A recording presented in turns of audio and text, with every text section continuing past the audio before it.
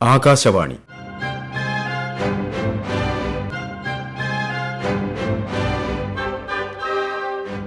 ജില്ലാ വൃത്താന്തം.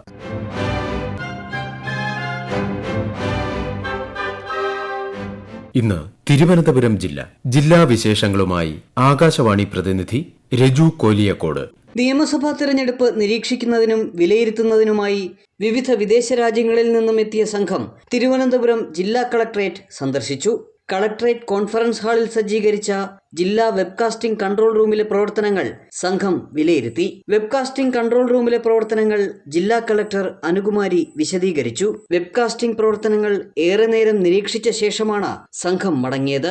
സിയേറ ലിയോണിൽ നിന്നുള്ള ജിബ്രില്ല മുറേജുസു, അബൂബക്കർ മഹ്മദ് കൊറോമ, സമോവയിൽ നിന്നുള്ള ഷാലോൺ സോഫിയ ടൈം, നൂമിയ ജൂനിയർ താവുവിയ, സീഷൽസിൽ നിന്നുള്ള ഹരിസോവ ലലതിയാന അക്കൂഷ, അൽബേനിയയിൽ നിന്നുള്ള ലെഡിയോ ബ്രാഹോ, എൽവിസ് സഫ എന്നിവരാണ് സംഘത്തിൽ ഉണ്ടായിരുന്നത്. അസിസ്റ്റന്റ് കളക്ടർ ശിവശക്തിവേൽ, തിരഞ്ഞെടുപ്പ് വിഭാഗം ഡെപ്യൂട്ടി കളക്ടർ ബിജു എസ്, തിരഞ്ഞെടുപ്പ് വിഭാഗം ഉദ്യോഗസ്ഥർ, മറ്റ് ജീവനക്കാർ തുടങ്ങിയവർ പങ്കെടുത്തു.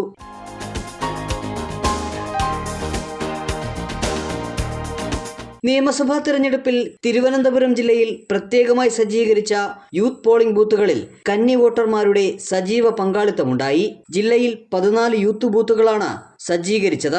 വോട്ടെടുപ്പിൽ യുവജനതയുടെ സജീവ പങ്കാളിത്തം ഉറപ്പാക്കുന്നതിനാണ് ക്രമീകരണങ്ങൾ ഒരുക്കിയത്.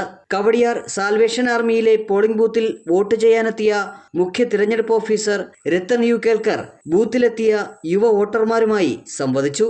ജെൻസി വോട്ടർമാർക്ക് ഹൽവ ബോക്സും ജില്ലാ കളക്ടറുടെ താങ്ക്സ് കാർഡും ലക്കി ഡ്രോ കൂപ്പണും പ്രോത്സാഹന സമ്മാനമായി നൽകി. ജില്ലാ കളക്ടറുടെ സ്വന്തം കൈപ്പടയിലാണ് താങ്ക്സ് കാർഡ് ഒരുക്കിയത്.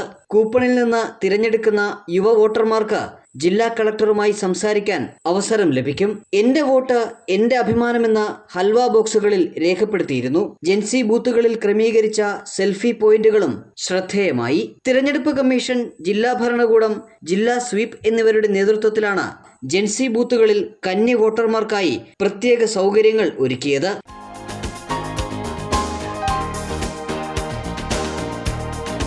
സാമൂഹ്യ മാധ്യമങ്ങളിൽ തരംഗമായി പോൾസ്റ്റാർ പ്രതിദിന ക്വിസ് മത്സരം.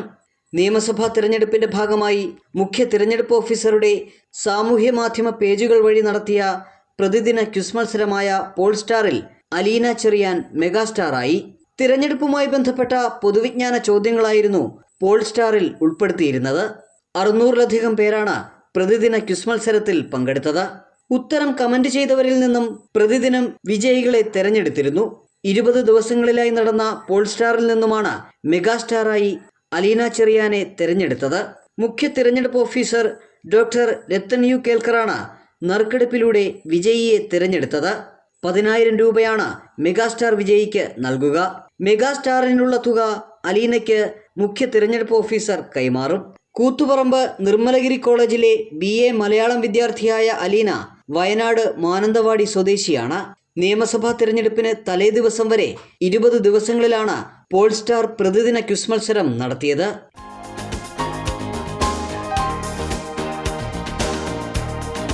ശ്രീപത്മനാഭസ്വാമി ക്ഷേത്രത്തിലെ ഈ വർഷത്തെ പൈങ്കുനി ഉത്സവത്തിന് സമാപനം. ആറാട്ട് ഘോഷയാത്രയോടെയാണ് പൈങ്കുനി ഉത്സവത്തിന് കൊടിയിറങ്ങിയത്. ഈ മാസം 2 വൈകുന്നേരം ശ്രീകോവിലിലെ ദീപാരാധനയ്ക്ക് ശേഷം ഗരുഡവാഹനത്തിൽ ശ്രീപത്മനാഭസ്വാമിയെയും നരസിംഹമൂർത്തിയെയും ശ്രീകൃഷ്ണസ്വാമിയെയും പുറത്തേക്ക് എഴുന്നള്ളിച്ചു.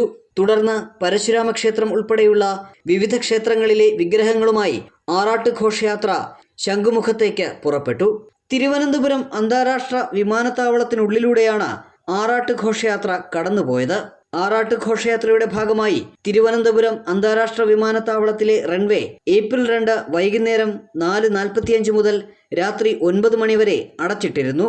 ഈ സമയത്തുള്ള ആഭ്യന്തര രാജ്യാന്തര വിമാന സർവീസുകൾ പുനഃക്രമീകരിച്ചിരുന്നു. ഘോഷയാത്ര ശംഖുമുഖത്ത് എത്തിയതിനെ തുടർന്ന് വിഗ്രഹങ്ങൾ പൂജകൾക്ക് ശേഷം സമുദ്രത്തിൽ ആറാടിച്ചു.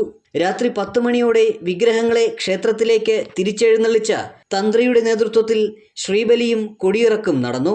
ആറാട്ടോടെ 10 ദിവസം നീണ്ടുനിന്ന പൈങ്കുനി ഉത്സവത്തിനാണ് സമാപനമായത്. ജില്ലാ വൃത്താന്തം സമാപിച്ചു.